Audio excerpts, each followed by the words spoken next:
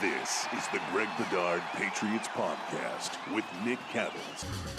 It is the bye week, but we still hit you with not one, but two podcasts this week. It's the Greg Bedard Patriots Podcast with Nick Cattles, brought to you by Athletic Greens, your one-stop shopping for 75 high-quality vitamins to help you start your day right. Let's start with the headlines from this week, Greg. Patriots players said Colts players knew the plays that the Patriots were trying to run. Now, Bill Belichick confirmed this to you and all of your experience in the NFL over the past couple of decades. Is this a big deal or is it not a big deal, Greg? Largely, Nick, it's not a big deal. Certainly interesting, and you can talk about the Belichick aspect of it, that this team admitting that, we were kind of predictable to some of these middle linebackers. You could certainly make the argument that there's something there to pick at. That it's the Patriots, I think you could say, okay, this is unusual. But here's the thing. As you said, I've been covering the league a long time. I think it's significant that he singled out Shaq Leonard and C.J. Mosley. I think it's more about, I think his comment was more about those players and how good they are and how smart they are and how much they study than anything that the Patriots are doing. Are the Patriots a little bit predictable and simple right now with their offense? Yeah, there's no question about that. Is that an issue? Yeah, it's somewhat of an issue. But I could tell you from my time when I covered Zach Thomas with the Dolphins, especially against the Patriots, Belichick could have made those. He probably made those same comments about Zach. I mean, Zach studied so much and knew they played each other so often. Now the Colts, they don't see the Colts all that often. The Jets do. But this happens. This happens from time to time. I could tell you there was a specific game. I forget. It was when Saban was with the Dolphins. So it must have been 2006. Where after the game, and I wrote a story that basically I think the Dolphins shut out the Patriots or held them to 3 points or something. I mean, I think they picked off Brady at one point, and there was a lot of discussion after the game about how and some of the Dolphins players told me that they knew what the Patriots were running in terms of some of their hand motions, some of their alignments. They basically were almost sort of in the huddle, knowing what was going on with the Patriots. And so to me, it's a little bit of a deal just because in terms of what we're talking about with this offense, overall, big picture, it's not a huge deal, but I think it's made a bigger deal because of where the Patriots are offensively, and it kind of makes it easy fodder to pile on Matt Patricia and Joe Judge, which I don't necessarily think is unfair, but I just think it's a little bit of a reach in this circumstance.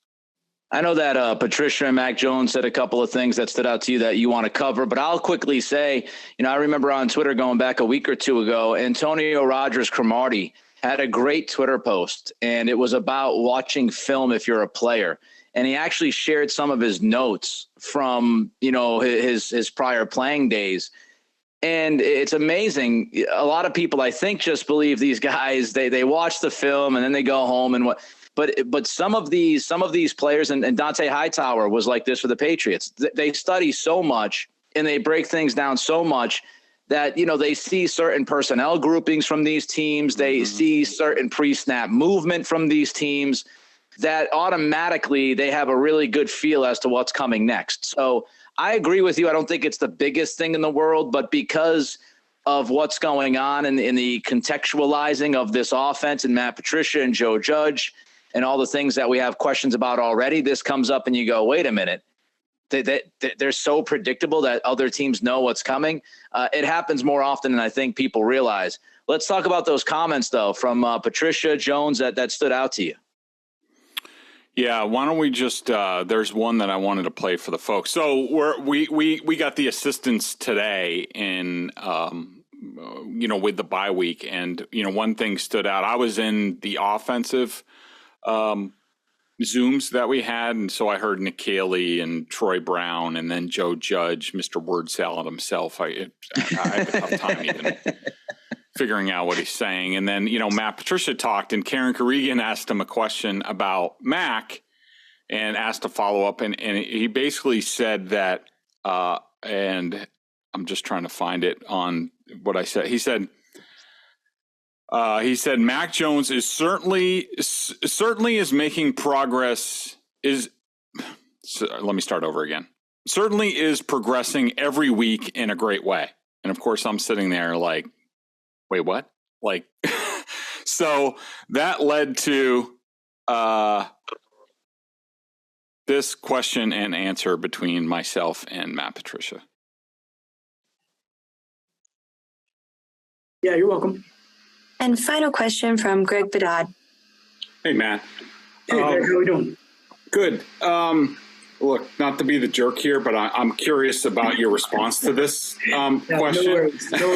No worries. You said something along the lines of you think that Mac has made great progress, at least week to week. To play the other side of the coin, there's a lot of fans who are out there who will look at Mac's stats from last year to this year and say, what the hell is he talking about? He's obviously taking a step back. Can you expound on that, about how you think Mac is making progress and, and sort of, where you see him at this point in his second season? Yeah, sure. No problem.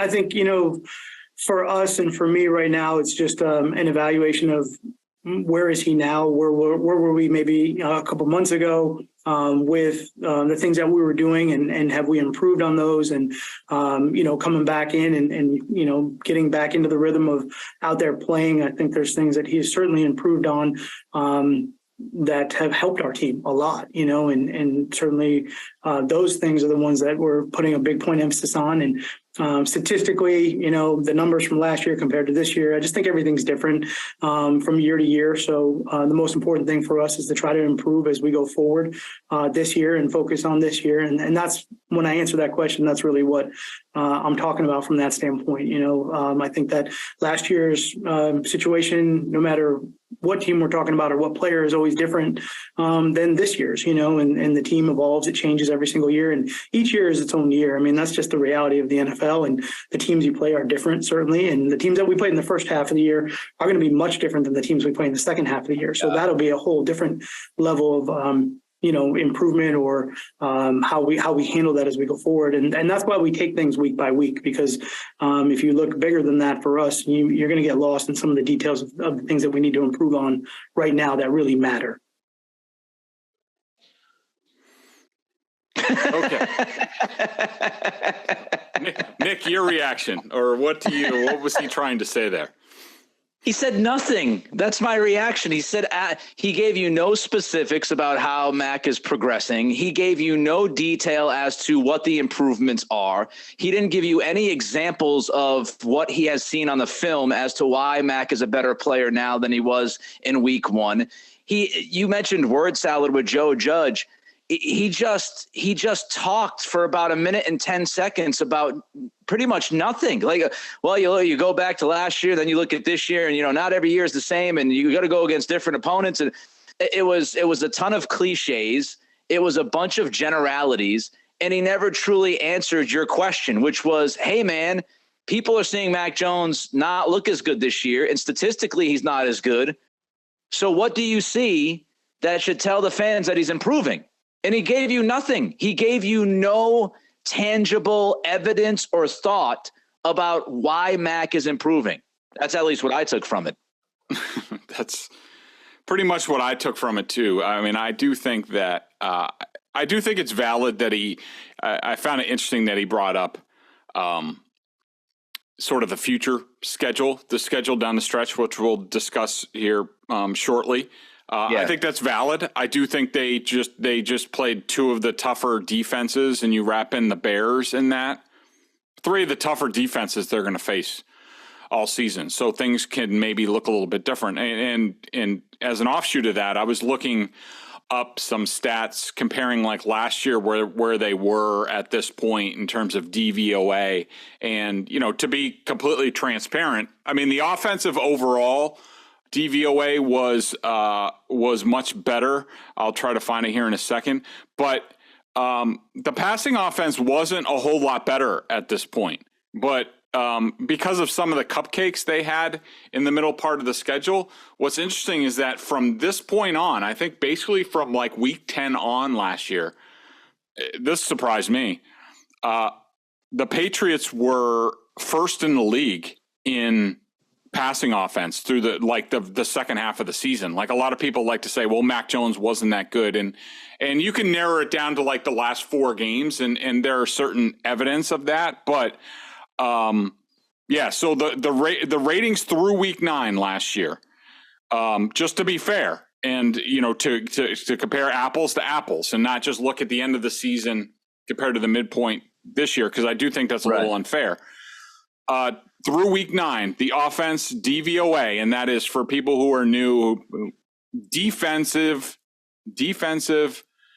value opponent adjusted. Like it factors in the defense and the opponent and all that stuff.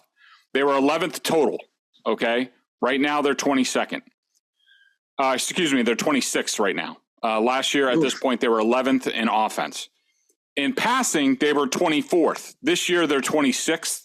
In rushing, they were 18th last year. This year, they are 22nd. But I think the thing that stood out to me the most about his comment about Mac was that they think he's progressing from. He used the time frame a couple of months ago. To me, it's more about like, I think it's about like him getting on board with what they're doing. There were a lot of bouquets again at Mac. It seems quite apparent to me that these guys are going out of their way to sort of restart, be on the same page. Hey, we're in this together. We got to figure it out together. Stop sniping at each other. And I think that's what's going on here. I just wish he gave us something of evidence or that was tangible and say, we think he's improved in this. We think we're improving in this. I felt again that it was all kind of just big picture scrambling of words and time frames. And I don't know. I don't know.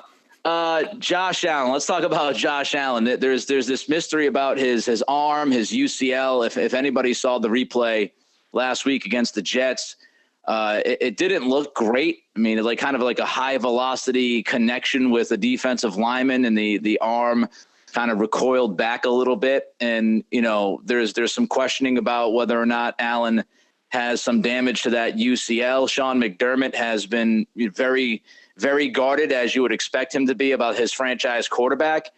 But, Allen, this injury, even if it's not, super significant and like, season ending, how does this change things, Greg, for Buffalo and for the rest of this division and for the rest of the conference? Well, I think it changes a lot. Now, we'll have to see the seriousness of it. I mean, I know if this was a Major League Baseball pitcher, you'd be like, oh, crap. He's 2 steps away from Tommy John surgery. Now, is it the same thing in football? I don't know. But it can't be good, and it does affect everything. I mean, the Dolphins are breathing down their neck in the AFC East. The Jets are also as well. The Patriots, we'll see with them. I mean, I'm just looking at their schedules. So they have the Vikings this week, then the Browns, then the Lions, and then they get back into the division with the Patriots, Jets, and Dolphins. I don't know about you, Nick, but if I'm the Bills, if some doctor is telling me like a couple weeks worth of rest will do him a lot of good and could make it more likely that he finishes the season strong, then I'm doing that. If I got to sit him for the next 3 weeks, I'm doing that. Figure it out. That they have a good team overall, but they got to take care of Allen. And here's the thing. They might have to do it themselves because Josh Allen is so competitive and just he doesn't know there's no governor on him.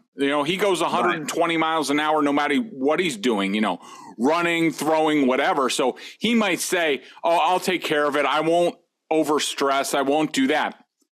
once the play starts, forget it. That guy's a freaking nutcase in a good way now. And so, Sean McDermott might have to stand up and be the adult in the room and say, you know what, we're going to let this calm down a little bit, at least this week. Then we'll see. We'll go week to week after this. But they got to be smart about this. Yeah, I agree. I mean, you do whatever you can that gives you the best chance of having Allen finish this season holding, the Lombardi trophy. And if that means he's got to sit the next couple of weeks, and that's what you do. I do think a lot of people are overlooking, and look, I don't want to over exaggerate what happened before the injury, but Allen played like dog crap last weekend against the Jets. And two things out of that. Number one, I still think that Allen against certain defenses is prone to make mistakes. He's a great quarterback. He's elite. He's top, 3, 4, wherever you want to put him. You could say he might be the best quarterback for some people, arguably, in the league right now. I'd still go with Mahomes, but he's in the conversation. But he still can make some mistakes. And he had some very bad plays against the Jets defense last week. So keep that in mind. Secondly, speaking of that, Nick, real quick, I just wanted to say, I hope people were paying attention because of that Jets defense is good. And I think the Raiders play the Colts this week, and now the Colts have a whole different thing going on with the coaching change.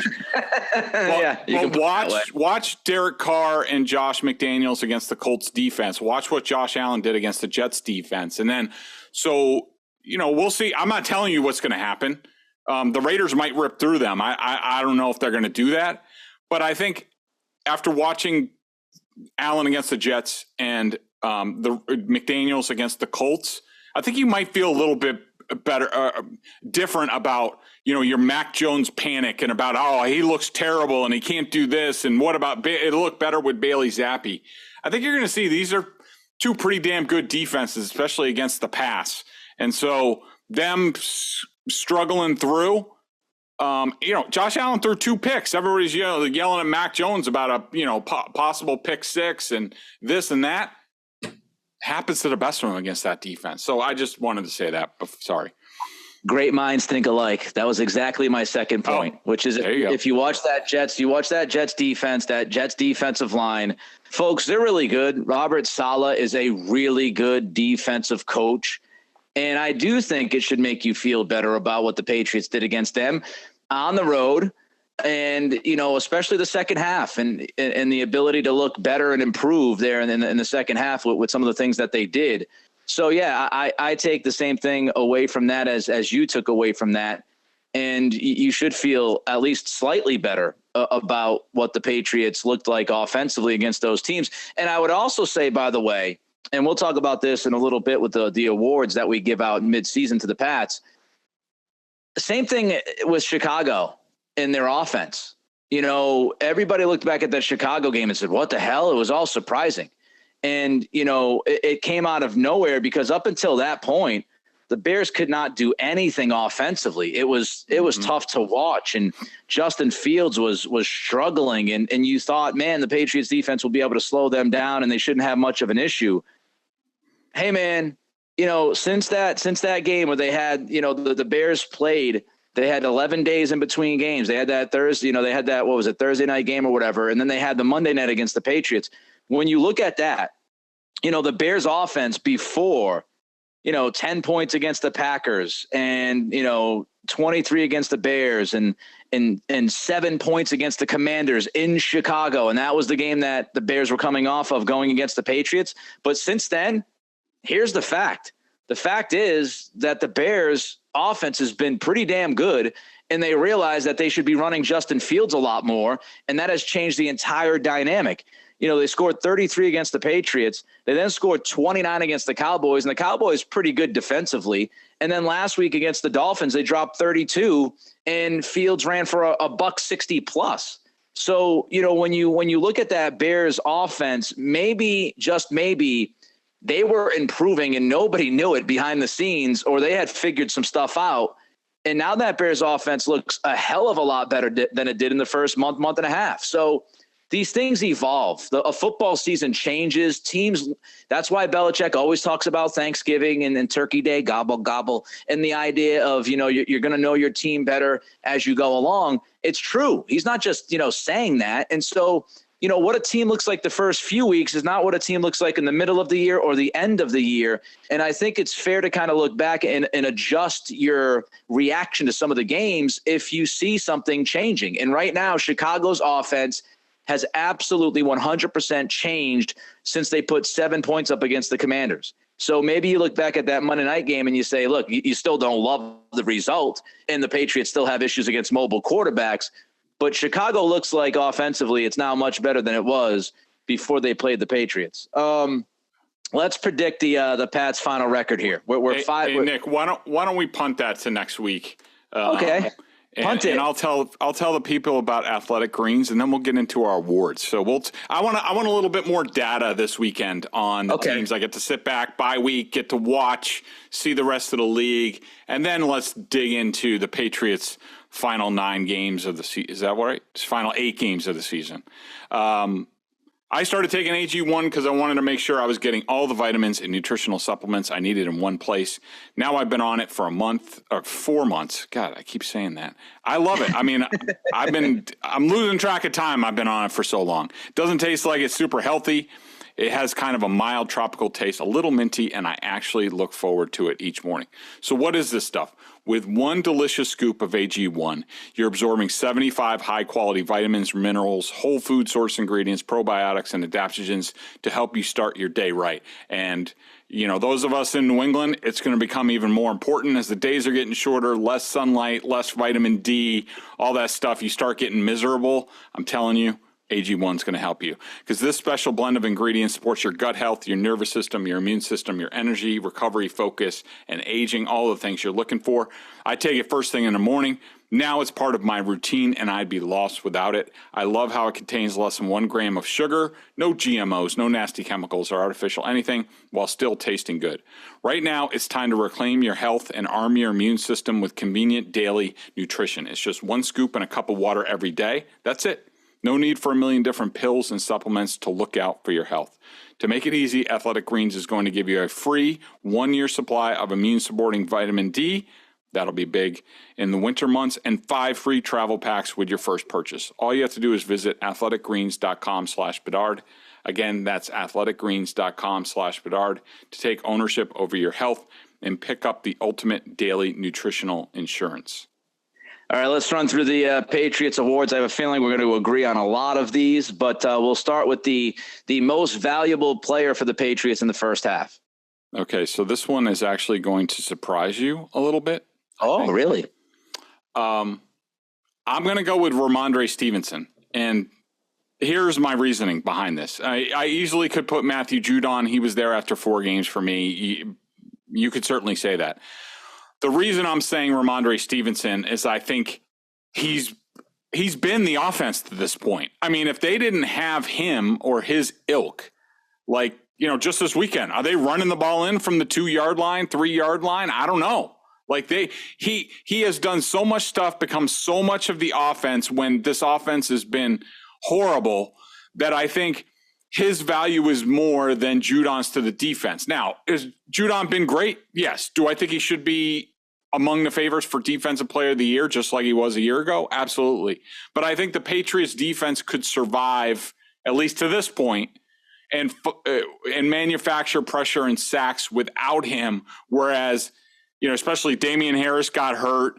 They have a short backfield anyways. Stevenson has had to get involved in the passing game more. So to me, I think Stevenson's been the most valuable player to this point.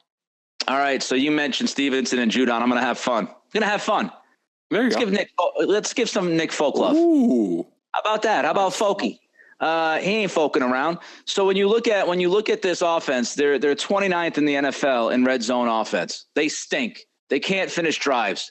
If you had a kicking issue, how bad would this offense look? How different would these games look? So I'm gonna have some fun. I'm gonna give Nick Folk some love. Everybody loved the kicker here, so I'm gonna say Nick Folk. Least valuable player, Greg. So least valuable player. So I'm going through my ratings and looking at this, and this really isn't fair because, you know, some of these guys haven't played a whole lot, but this is just basically like, you know, probably it's not least valuable. It's more like, all right, who's the 56th guy on the roster at this point? And to me, it's Shaun Wade. You know, he flashed at times in the summer. He's gotten some opportunities this year, hasn't done much with it, and I think he's a distant memory. Like, he is like the last line of defense in the secondary. I mean, Marcus Jones is playing over him, all these rookies. So to me, it's Shaun Wade. Jake Bailey. Ooh, good one. I'm on a special teams kick here, but honestly, the folk thing was fun. Jake Bailey has 2 jobs, right? Kickoffs and punts. He has royally sucked at punting the football for a year and a half now. Belichick gave him an extension. Still can't figure out why. I think he had like a 10-yard punt last week. He's been so bad. Least valuable player. Offensive player of the year, Greg. So since I'm one of these who likes to split the MVP in offensive player, so I'm taking Stevenson off the table. And this is sort of my offensive most valuable player besides Stevenson. I'm going to go David Andrews, just on what's been proven the last 2 weeks without him. When they can't do anything and Cole Strange suddenly looks like he can't play football. Like, if you didn't know, now you know. David Andrews is extremely valuable. Stevenson. Next, worst offensive player. I got to go with Isaiah Wynn. He's just, no matter what position, starting, backup, guard, tackle, whatever, ain't good enough. Agreed. Next, defensive player of the year. Matthew Judon. Since I didn't have him MVP, I got to give it to my boy. I have him I know officially the numbers are different, but I have him for 12.5 sacks. So I've given him he's had some helpers that I've given him credit for. 38.5 total quarterback pressures. The next closest guy is Dietrich Wise at 20.5. The next guy after that are Bentley and Jennings at 8.5. So again, we're talking a very top heavy, in terms of defensive pass rush on this team. He's been terrific. I mean, you can't go with anybody else for defensive player of the year. He's been awesome. Impact play after impact play, pressures, hits, sacks, making plays and wheel routes against running backs that he's, not supposed to and not necessarily his job responsibility and still doing it. He's been awesome. Worst defensive player. I took Shaun Wade off the board. So the next one on my ratings list, next one up from the bottom, would be Joshua Bledsoe, who, he's playing a role. He gave up a couple touchdowns against the Jets. Some of it was good coverage. Some of it wasn't his fault. But, just in terms of, where he is right now in relation to other people on the team, because the defense has played so well some of these weeks in terms of their execution. A little unfair. So, Josh, if you're listening, sorry, man. You still have a bright future, but I got to name you here. I'll roll with you on that. Honestly, I think the defense has been really good for the most part. It's pretty difficult to find one that you could really go after. Miles Bryant early in the year wasn't doing great, but I feel like he's played a little bit better lately. Jalen Mills, I'm not a big Jalen Mills guy, but he's been fine. Jonathan Jones has been good. So I'll agree with you on that one. Offensive rookie of the year. So for a long time, it was Cole Strange by default, but the way he's played in recent weeks and the return of Tyquan Thornton, even though I don't think he's been great, I did not like his route running this week against the Colts. I thought he made Mac Jones look bad a couple times, but I'm going to go with Tyquan Thornton just because Strange is now, he's gotten, in the last month, he's gotten worse by the week, and I can't reward that. I just can't. Yeah. I mean, you got one out of the 2 guys, and Strange has been so bad being benched back-to-back weeks. It's like the only option you have is Tyquan Thornton. Defensive rookie of the year. I think this one's an easy one. Jack Jones. Yeah, he's man, the kid can cover. He's a skinny little bugger, but man, he is like Velcro out there, and certainly does not lack in confidence when he's on the field. It'll be interesting to see how he does and how the secondary does against this, much tougher close to the season in terms of passing offenses. But so far, kid's been dynamite. Yeah, I mean, look, we criticize Belichick when he deserves it. We give credit when he deserves it. So far, this secondary, he was right. He was right. J.C. Jackson left, heavily criticized. Nobody knew really what they were going to do at cornerback and all of that. And Jonathan Jones has been really good outside. Jack Jones has been really good, considering the lack of experience there. And you see them defensively kind of put some things together on the back end, and they've been better than I anticipated. It looks like Belichick absolutely made the right decision by drafting Jack Jones. It was questionable by a lot. It was a questionable decision according to many people because of Jack Jones's off the field stuff. But if you read into it a little bit more, I wasn't too scared about that. But you look at that pick, and I think Belichick got a good one there. And I also have high hopes for Marcus Jones, hoping that, as he catches on and develops, he will be also pretty good in that secondary. So, and he's been great, punt returning. Comeback player of the year. So this is interesting. So in the preseason, I did these awards in the preseason. I did it after 4 games. So in the preseason, it was Raekwon McMillan. After 4 games, it was Marcus Cannon off of just 1 game. So now I'm going with Jabril Peppers, coming back from the ACL surgery, especially he's comeback player from where he was in training camp. I mean, because he went from, does this guy even deserve a roster spot? How did they give this guy a lot of guaranteed money to, okay, he's a piece. I mean, you saw with Duggar back, not a huge role for him this week, but he's a piece that you could use against the Buffalo Bills of the world. And so we'll see where it goes. Peppers is interesting. He really is, because he could do different things, as you just mentioned. He can kind of change, the defensive landscape from time to time with his ability on the second level to kind of chase you down. And I think that's a critical piece for this defense that they've been missing. Some of that athleticism, some of that sideline to sideline stuff, and his ability to just hit people. How about Jonathan Jones? Just mentioned him. I mean, he had the injury last year. A lot of people wondered what he would look like and if he would be able to come on through. And I think he's been terrific. Assistant coach of the year. I got to go with, and before the season, I said DeMarcus Covington, defensive line. He's done a fine job. After 4 games, I said Mike Pellegrino, the cornerbacks coach. I got to go with Pellegrino again. I mean, I think that, if you're looking at units on this team that have been better than expected, I think you would say cornerbacks probably at the top of the list, and it's a young room. Those when you're dealing with youngsters, rookies, those rooms are often tough to deal with, and those guys getting to be professionals and on point. Credit to Pellegrino. He's done a really good job. Pellegrino, congratulations, my friend. This is going to be very unpopular, but I couldn't care less. Steve Belichick, suck on that. I killed him last year, and that's right. Killed him last year. We were going all over the place with him and too many men on the field and too many defensive mistakes and blown assignments and this and that. It was a bleep show. Look, mobile quarterbacks give them issues.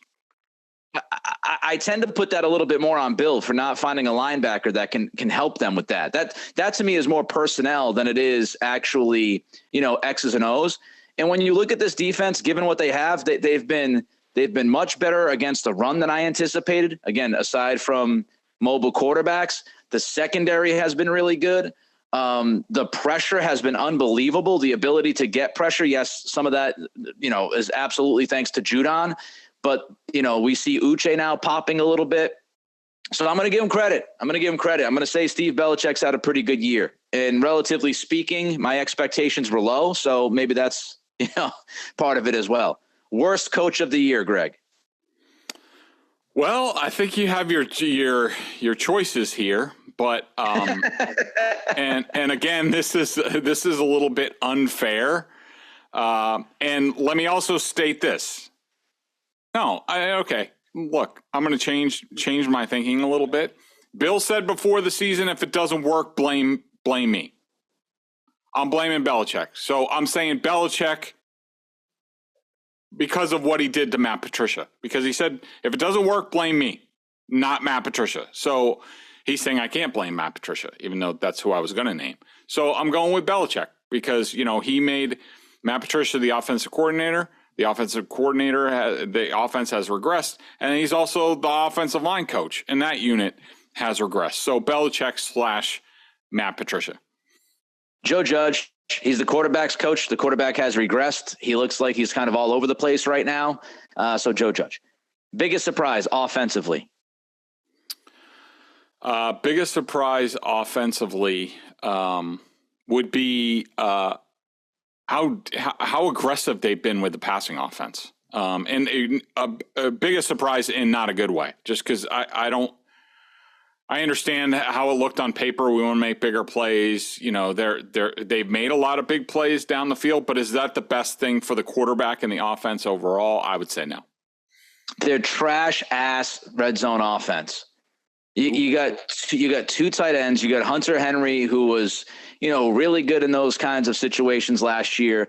You have a really good running back in Ramondre Stevenson, who is a bull and should be very good in short yardage situations. The inability to finish drives, it's gross.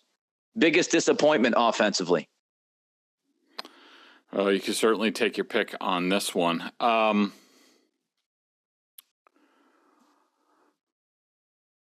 I guess my biggest disappointment in terms of, because I did expect Mac Jones to regress with what was going on here. I would say it's probably Hunter Henry's usage overall, and it goes to, what you're talking about with the red zone. We knew there were going to be some issues with Mac Jones in the offense with what was going on and all the changes and stuff like that. But you figured at the end of the day, Hunter Henry wasn't going to have a whole drop off from, 9 touchdowns and being a big red zone guy to now he's completely non-existent in the offense. So that's my biggest disappointment.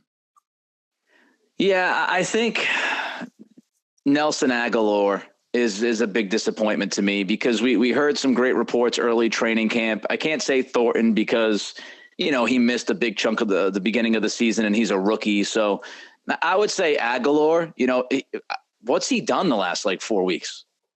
Almost nothing. He's been at a 0 for them. So I'll put Aguilar out there. Biggest surprise defensively? I would say Jonathan Jones. I'll stay where I was after 4 games. Jonathan Jones playing like a number 1 cornerback. That's been a big surprise to me, and it's been a big key to this defense that he's been able to do what he's done going from slot to boundary. They'll be going up against some bigger bodied receivers. We'll see if that keeps up here down the stretch. Is he going to go up against Gabe Davis? And he's got Stephon Diggs coming. The Cardinals and their guys, Devontae Adams is coming. How are they going to match up with some of these guys? So, but to this point, Jonathan Jones. Contextually, what they've gotten out of this defensive line in the opposite end position from Judon has been a pleasant surprise to me. They've been really good against the run, again, aside from mobile quarterbacks. Uche popped last week. Wise has had several moments this year.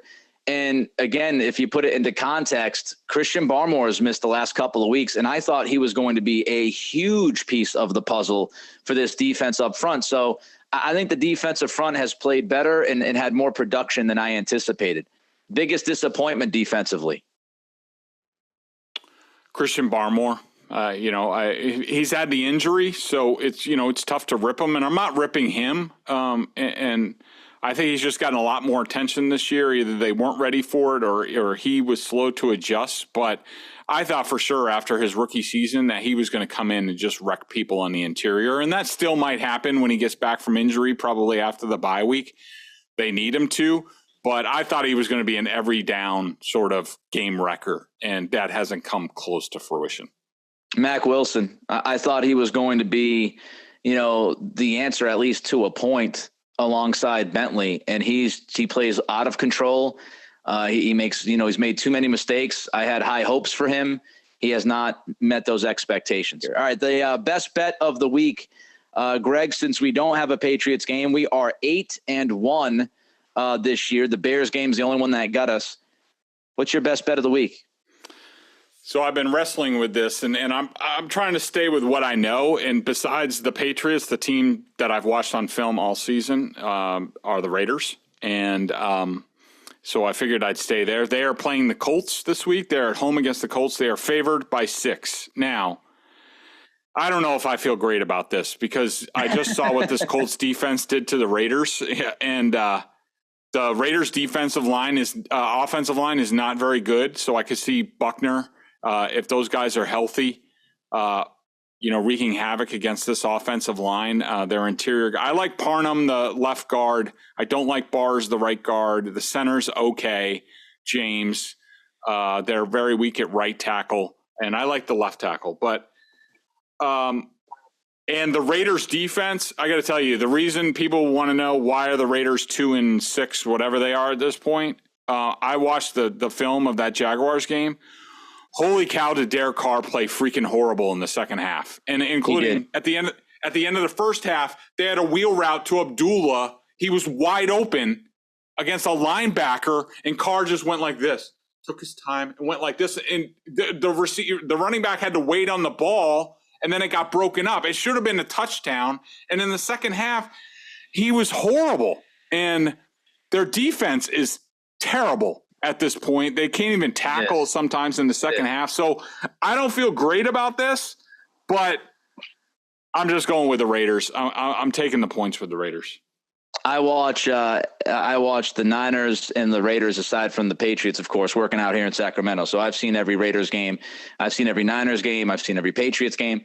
And the second half, if this is off the top of my head, I tend to have a weird memory, but I believe in the second half, Derek Carr was 5 for 15, 36 yards. It was that bad. There were plays out there. There were some times where, you talk about Mac Jones not seeing stuff. Like Derek Carr wasn't seeing stuff, and like he's actually in a real offense when he gets to his back foot. And if people will go to my Twitter account, I just to illustrate where the Patriots offense is and the Raiders offense is, I did a screen grab of out of shotgun, Carr and Jones, Mac Jones at the same point. And like 4 Raiders are ready to turn around or are turning around to see the ball. And the Patriots, their guys are just, their heads are down, and they're just running. But Carr had plays where you're just like, dude, this guy's wide open, or what are you looking at? Like he was, the last 3 weeks, he's really cost them. I've actually been a Carr guy. And I stand by that, but I'm not going to sit here and tell you that he wasn't, I'm not going to sit here and tell you he was great in the second half. He was terrible in the second half. He threw 2 or 3 near interceptions. He was inaccurate. It was not good. I'm going to go with the Bears minus 2.5 against the Lions. To me, this is just such a reactionary line from the Lions beating the Packers last week. The Lions are not great against the run. I think Fields is going to mess with them a little bit and screw around with their discipline. So give me the Bears minus 2.5. BSJ member question of the day. $39.99 on the annual plan. All the great sports coverage here in Boston that you get, of course, Connor Ryan and Corrales and McAdam and Bedard himself with the coaches film and the chats. What is your BSJ member question of the day, Greg? So Pizza Cake says about the Colts. This is an opponent Mac played last year and struggled the same, maybe more. Can you compare the offenses? Did the Buffalo game before the bye last year just kill this kid? Doesn't matter who has called plays since he's looked awful. So yes, he did. He threw 2 picks in that game. I think one was in the red zone. One was Okereke making a ridiculous diving play. Now, I'll just point out, and we talked about this going into the game. Last year, Matt Eberflus was coordinating that defense. This year, it was Gus Bradley. And I think the more apt comparison is Josh McDaniels was Gus Bradley's daddy and continues to be his daddy. By the way, I was going to tweet this out, but I thought it was mean. But it just occurred to me. So Gus Bradley was he was the Chargers defensive coordinator, and Anthony Lynn got fired. He was John Gruden's defensive coordinator last year. Gruden got fired during the middle of the season. He was Frank Reich's defense coordinator this year. Frank Reich got fired in the middle of the season. So the lesson here is stay away from Gus Bradley if you want to keep your job. But I just think this offense should have done more against that defense. Yes, it's talented, but there are things that you can do that are pretty simple that just move the ball against that type of defense, and they didn't do it. And I think it's been overblown. Mac's struggles at the end of the last season. Like, look, sometimes guys throw picks. I know maybe Brady didn't do it a lot. I know Aaron Rodgers doesn't do it a lot. Mahomes throws a lot of picks. Allen throws a lot of picks. Like, sometimes quarterbacking is throwing picks, but like, just for example, that Colts game last year, he threw 2 picks, but he also had them on the comeback trail, and all they needed was a stop from the defense, and they probably walk off and win that game. Sometimes that's football. It doesn't mean the quarterback sucks. It just, sometimes you go up against a good defensive coordinator, a talented defense like this Colts scheme last year, but you find a way to win. And I think Mac Jones, for the most part, did that a lot. And I don't even want to hear about his 1-loss record. Like, just stop with that stuff, because you're not talking about the defense. You're not talking about the special teams when that factors in big time, and sometimes more in the case of a team's record. Yeah, win-loss record is not indicative of quarterback play. It's similar to starting pitching in Major League Baseball. Once you do that, it's kind of it's a fool's game.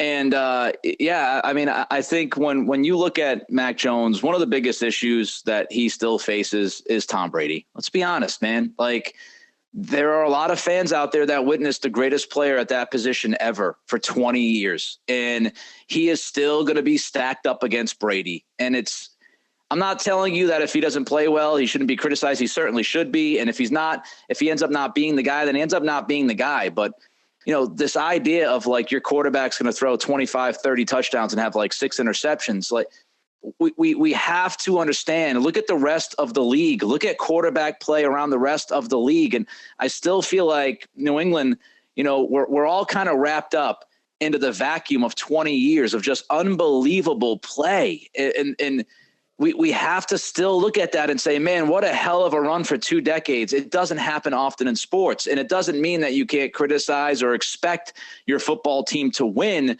but it's also unreasonable to kind of expect like 0 mistakes and things that are done a little bit differently. It's just different, man. Like, Brady is the greatest of all time. You had the greatest quarterback of all time and arguably the greatest coach of all time, a side by side for 2 decades.